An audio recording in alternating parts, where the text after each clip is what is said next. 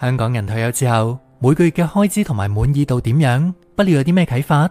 美國人嘅退休生活滿意度越嚟越低，佢哋唔想退休，反而更愛工作。點解呢？想響退休之後生活幸福美滿，關鍵又係啲乜嘢？哈佛嘅專家有啲咩建議俾大家呢？大家好，歡迎收睇 NGTV， 我係不料。今集嘅主題：退休如何過得更幸福。今集不料將會繼續分享上一集未完成嘅內容，帶大家一齊探索退休生活點樣過得更加幸福美滿。上一集偏重退休故事例子，今集就會比較偏重調查數據同埋專家建議，中間亦會穿插不料嘅點評，分為以下8個部分。內容豐富，一定要睇到最後啊！我哋而家開始啊！第一部分，美國人退休之後生活滿意度越嚟越低。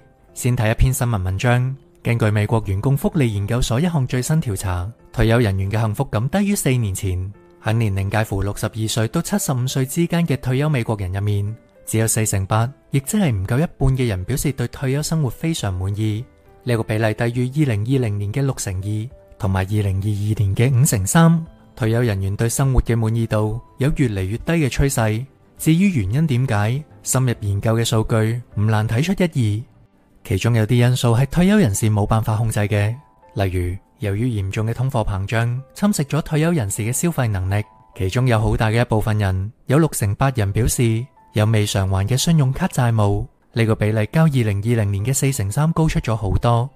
但喺好多嘅情況之下，退休人士意識到佢哋冇做好退休計劃，有一半嘅人表示佢哋嘅儲蓄少於所需嘅金額，1/3嘅人就話佢哋儲咗適量嘅錢，只有1/7嘅人話佢哋儲咗超額嘅錢。數字顯示，退休人士入面有好多人確實資金準備嚴重不足。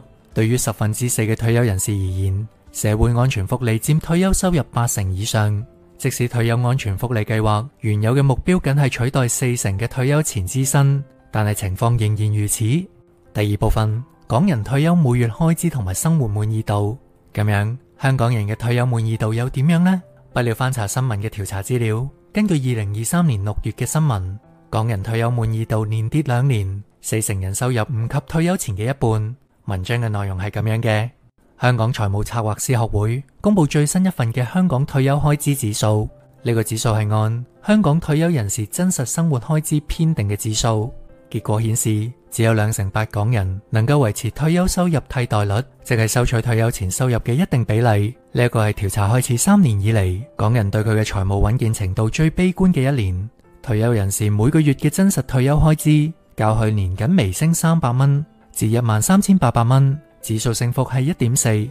而有意移居海外嘅港人亦明顯增加。調查結果顯示，響退休收入方面，40%港人嘅退休收入唔及退休前嘅一半。而達到經濟合作與發展組織建議替代率，即係收取退休前收入嘅70%嘅人，僅有2%，顯示退休人士需要壓低消費以迎合退休生活。怕大家唔明白，不料加個注解，例如退休之前收入2萬蚊，退休之後建議代替率係70%，即係14,000蚊。但係40%退休港人實際收入唔及退休前嘅一半，亦即係只有低於1萬蚊。同時，港人整體退休滿意度下降，受國際金融市場不穩影響，市民對退休生活滿意度連跌2年，較上年嘅7.4%下跌6個百分點至6.8%。認為自己財務狀況穩健嘅港人亦創3年新低，較上年嘅4.9%大跌17個百分點至3.2%。響退休開支方面，退休人士2022年每月真實退休開支為13,800蚊，較去年13,500蚊增加300蚊。學會認為港人受外圍金融市場下行嘅財富效應影響，被動收入減少，令到消費變得謹慎，而港人生活狀況與去年無異，支出亦錄得輕微升幅。不料點評1：美國同埋香港退休人士嘅異同。睇完兩篇文章，先睇美國同埋香港退休人士相同之處。美國同埋香港嘅退休人士整體滿意度分別係4.8%同埋6.8%。香港退休人士嘅滿意度睇起嚟比美國人高，但係雙方自身同幾年前比較，退休滿意度同樣出現下跌，而且係出現1年比1年低嘅情況。而唔同之處就係美國同埋香港嘅個人儲蓄額。之前分享過，美國係消費大國，但係同時好多人不善儲蓄，有一半嘅美國人存款唔夠$500，即係少過4000蚊港紙。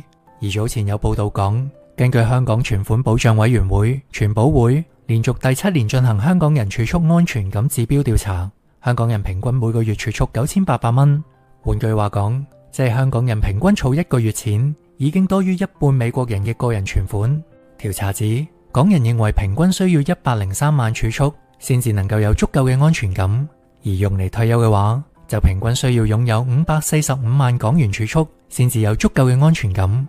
不料以理想嘅545萬儲蓄，按現時年息大約3.5厘嘅定期存款計算，每個月利息收入大約15900蚊，輕微高於每月真實退休開支嘅14000蚊。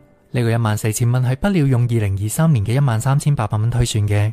另外亦有調查指，2023年港人嘅平均財富係454萬，全球第3，而財富中位數係161萬，全球第4。香港人亦都算係全世界入面最富有嘅一群。但根據2024年度世界幸福報告，香港嘅幸福指數卻只係排第86位。香港人比其他地方嘅人有錢，但係就唔幸福。咁退休嘅情況呢？就退休滿意度而言，香港人係68%，不料認為仍然算係較高嘅評分。退休後金錢係咪足夠，似乎對退休滿意度起咗至關重要嘅影響。打算快將退休嘅你嘅被動收入係咪足夠支付統計入面14000蚊嘅每月真實開支呢？你又有冇為未來嘅通脹做打算呢？第3部分，關於香港退休人士儲蓄嘅調查。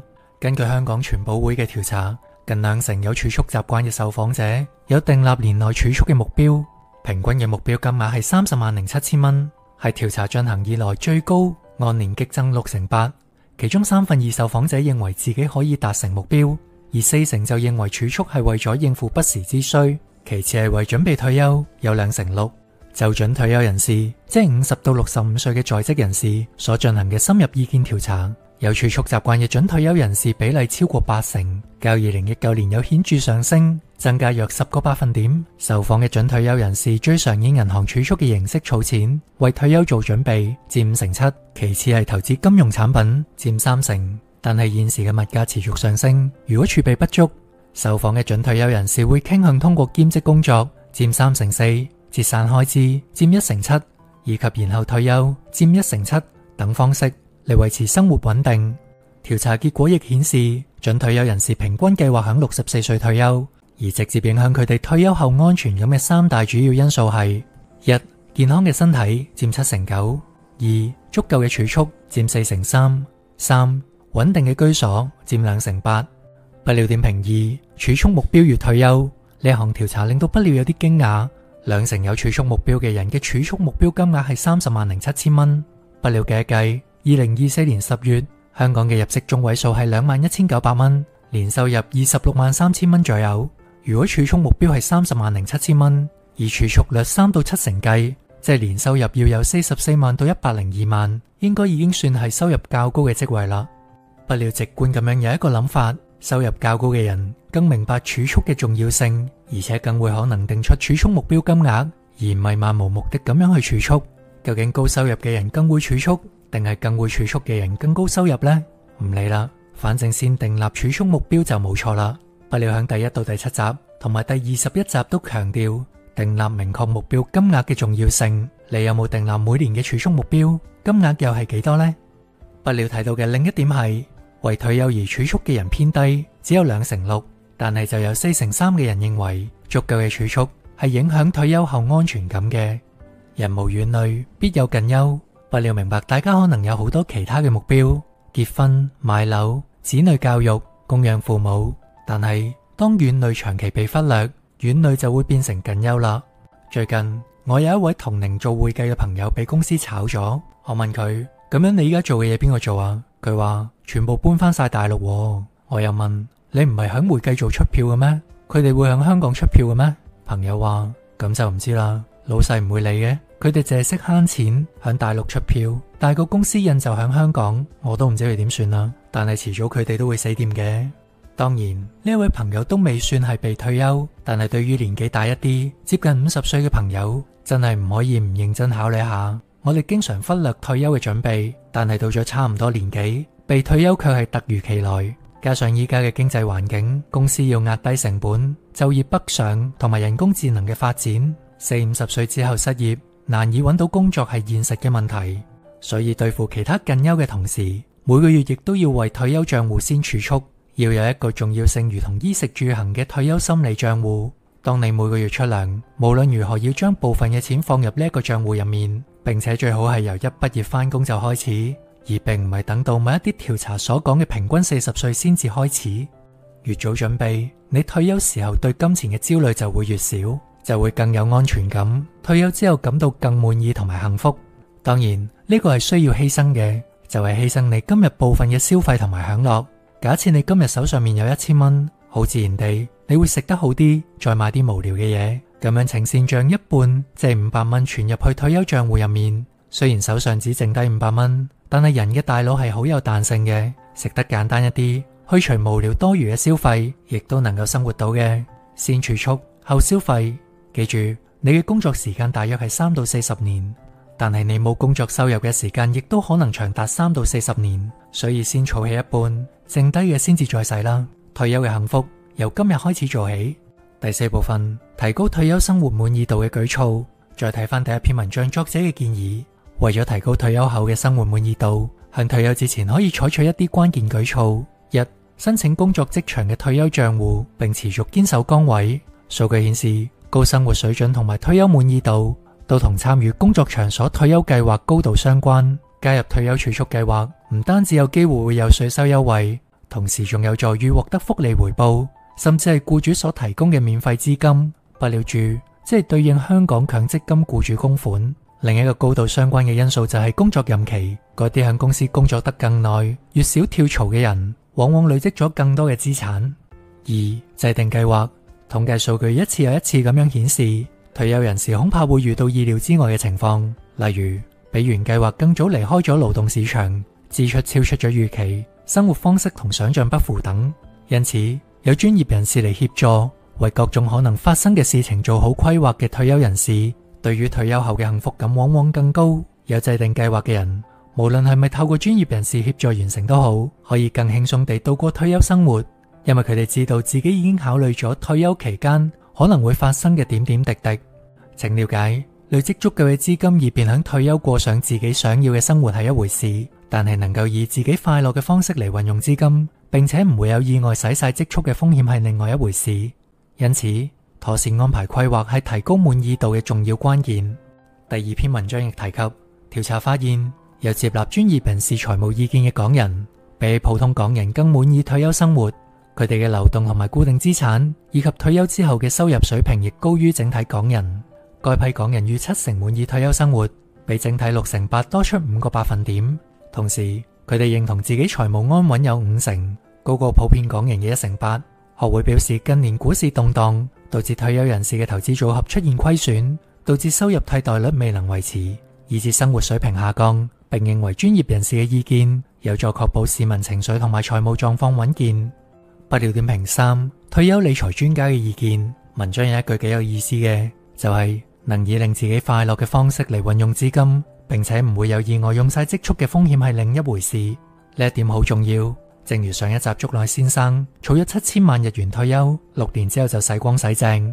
識得儲錢唔等於識得用錢，或者識得計劃用錢。有時候真係要揾專業人士嘅幫助，例如佢哋能夠給予你住屋、現金流、投資、財富傳承等安排建議。不過坊間亦都有好多偽理財專家，不料喺第63集同埋好多其他嘅集數都有分享過，有啲背後有佢嘅目的性，例如令你投資到某一個產品以賺取你嘅佣金，呢方面亦必須要小心。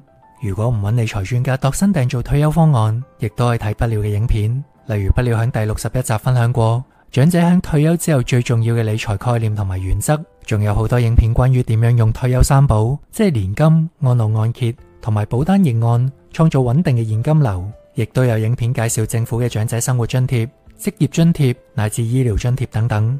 未睇嘅一定要去睇啊！明白咗之後，你亦都能處理好自己嘅退休財務，至少能夠避免出現竹內先生意外使晒積蓄嘅情況。處理好退休理財，生活滿意度比起整體高出5個百分點。第5部分，平安三寶。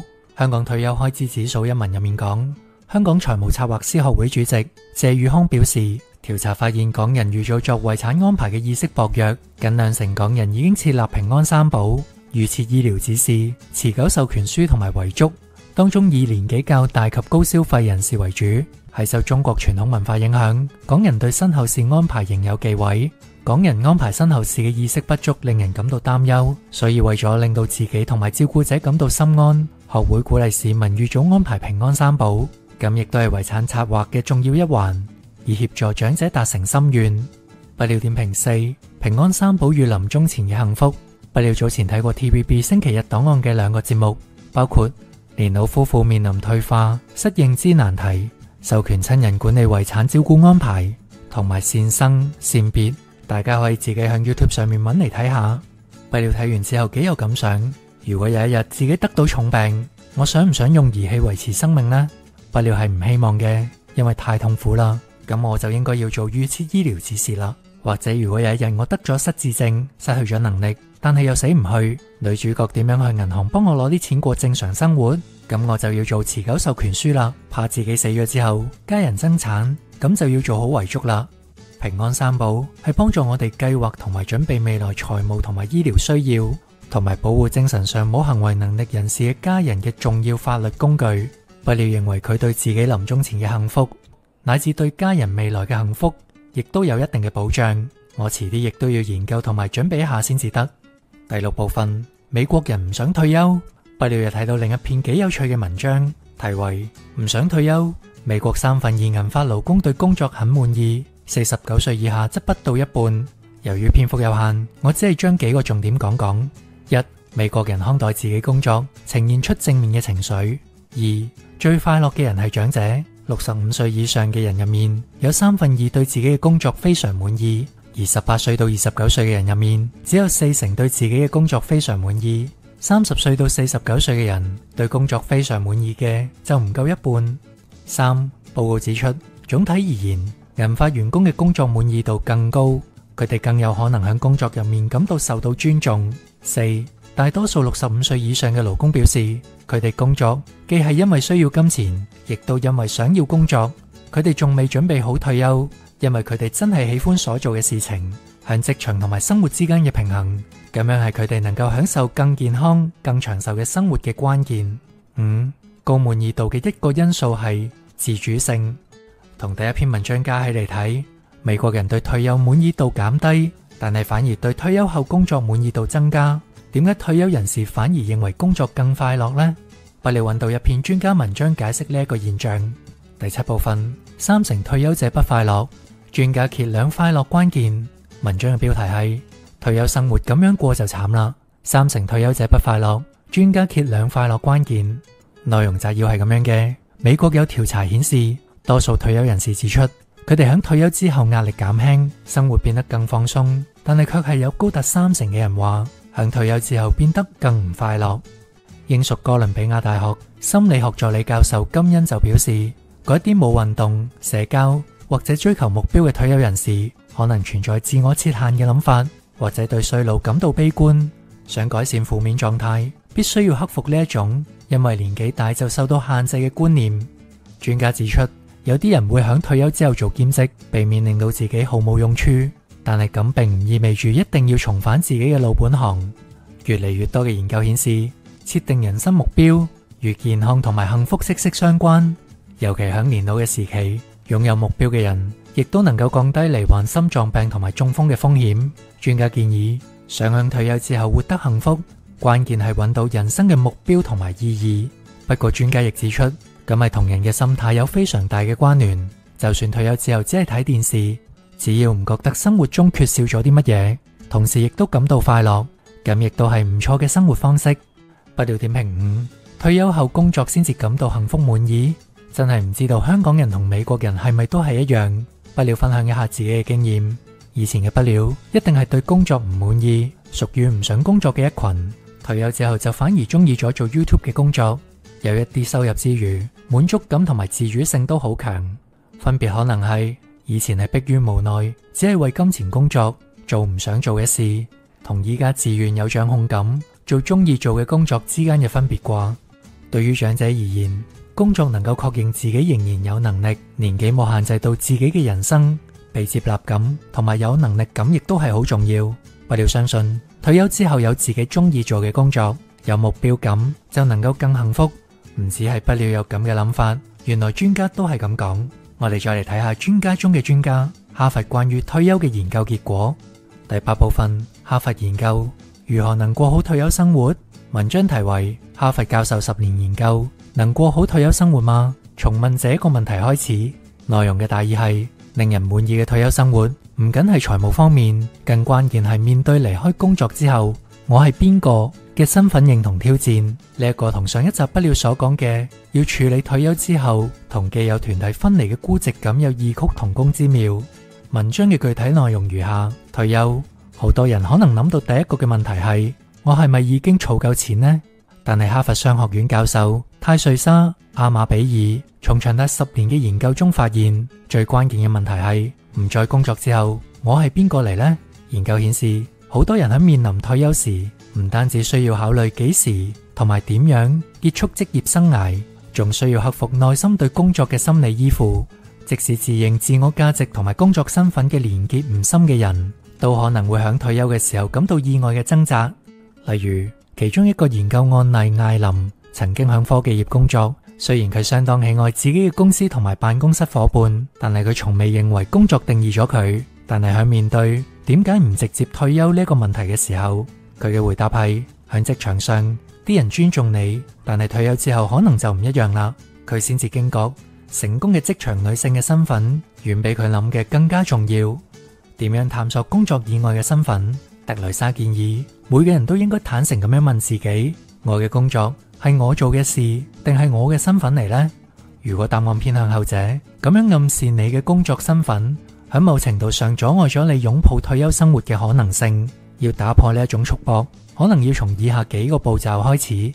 第一步，列出你嘅核心身份同埋價值，試下將你嘅主要身份、需求、價值觀同埋目標分為現在同埋未來想成為嘅樣子2個層次。例如，你而家嘅身份，可能你會話自己係一個領導者、母親，亦都係教練等。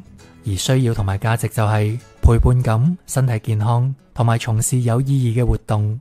第二步，進行身份橋接，你可以思考有邊啲職場時期嘅身份特質希望保留，並喺退休之後以不同形式延續。例如，一位名為維克特嘅企業高管，退休後透過加入教會嘅領導團隊，成功將領導者嘅身份延續到新生活入面。第三步，揾翻因為工作放棄嘅夢想。從顧問公司嘅合夥人職位退休嘅傑伊話，佢嘅工作就係我係邊個。喺漫長嘅職涯入面，佢早已經忘記咗啦，或者話可能從未發現真正嘅自己到底係邊個。退休後，佢重拾翻起年輕時改裝老爺車愛好者嘅身份。佢買入咗一架老爺車，並且開始修復，逐步重新揾翻自我。揾到熱衷嘅活動好重要，因為佢為你帶嚟興奮同埋成就感，咁被稱為核心追求。根據一項對約1350名退休人員進行嘅全國性調查顯示，最幸福嘅退休人士平均有3.6個核心追求，而最唔幸福嘅退休人士就只有1.9個。特雷莎表示，當你能坦然面對呢一啲問題，並且放眼未來，退休生活將唔單止係結束工作嘅結果，而係追尋新可能性嘅開端。佢建議每一個即將退休嘅人，允許自己以更開放嘅心態去思考未來有可能發展嘅新身份。不料點評錄，退休後嘅新身份，重複一次哈佛專家過好退休生活嘅3個步驟。第一步，列出你嘅核心身份同埋價值。第二步，進行身份橋接。第三步，揾翻因為工作放棄嘅夢想。假設你喺退休之前係會計部嘅員工，想退休之後幸福，按上面嘅調查，最幸福嘅退休人士平均有3.6個嘅核心追求。所以大家不妨為自己諗4個核心追求目標。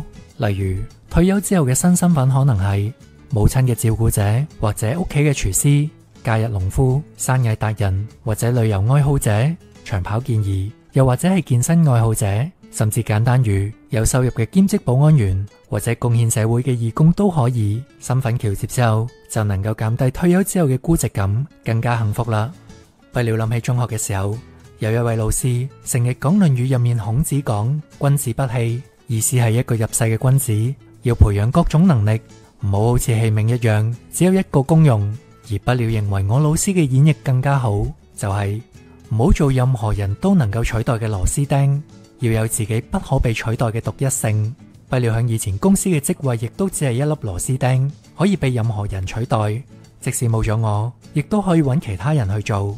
而依家我可以透過 Anchor TV 呢個頻道嘅影響力，分享某一啲思想觀念，幫助網友解決財務上或者人生嘅問題，同大家一齊成長，咁就未必人人能夠取代到啦。做到我中學老師演繹之下嘅君子不器。不料退休之後嘅新身份係 YouTuber 不了、學習者、投資理財達人同埋教練、思想傳播者或者心靈成長導師。幻想到呢一度，即刻覺得自己嘅人生充滿目標、意義同埋希望啊！好似吹得太大誇張咗添，都仲係唔好吹得太大。我嘅新身份係寓工作於娛樂，順便賺啲生活費嘅創作者。響呢度鼓勵大家不妨可以多諗幾個身份。回想不了當初嘅第一條影片，亦都只係學習點樣用 ChatGPT 講笑話。千里之行，始於足下，諗諗下就係噶啦。人冇夢想同條鹹魚有啲咩分別啦？共勉之。總結本集重點：想退休幸福，一、準備能夠足夠應付退休基本生活嘅退休金；二、及早為退休金做準備，要有心理賬戶，為此每月儲蓄，最好訂立明確嘅儲蓄目標；三、過程可以尋求專業人士協助，但係同時要提防偽理財專家；四、響自己生命走到尾聲嘅時候，平安三寶或者能夠減少自己同埋家人嘅不幸；五、退休後尋找人生嘅目標同埋意義；六、退休之後重新定義我係邊個，訂立自己嘅新身份。感謝你睇到最後，希望你能夠訂閱同埋分享，咁就能夠幫到更多嘅人。有興趣嘅話，可以由第一集開始收睇所有嘅影片，全部精彩。今集就到呢度，記住俾個 like、留言同埋訂閱我嘅頻道啊！下次見。